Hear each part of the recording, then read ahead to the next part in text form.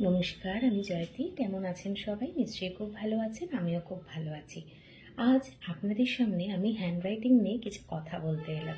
আপনারা জানেন, আমরা যে হ্যান্ডরাইটিং লিখি সেটা সম্পূর্ণটা আমাদের আনকনসিয়াস মাইন্ড থেকে লেখা হয়। হ্যাঁ, এটা সত্যি। আপনারা জানেন, আমরা যে কেটা লিখছি সেই কেটা আমাদের রোম্যান্টিকতা অ্যান্ড অ্যাস্থেটিককে ইন্ডিকেট করছে। আবার যখন এস লিখি তখন আমরা কতটা সিম্প্যাথেটিক, কতটা রেসপন্সিবল সেটাকে ইন্ডিকেট করে।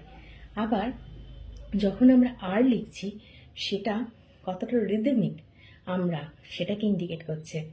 হ্যান্ডরাইটিং থেকে আমরা বুঝতে পারি তার জীবনের লক্ষ্য কী, সে পাস্টকে বলতে পেরেছে কি না, তার অ্যাম্বিশন কী, সে কোন প্রফেশনাল স্কিলে ভালো হবে, সেই সব কিছুই হ্যান্ডরাইটিং দিয়ে বোঝা যায়।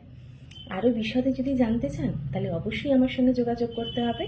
আর বাকিটা নয় পরের কোনো পরবর্তী পর্বে আপনাদের সঙ্গে আলোচনা করব। আজকের জন্যে এইটুকুই।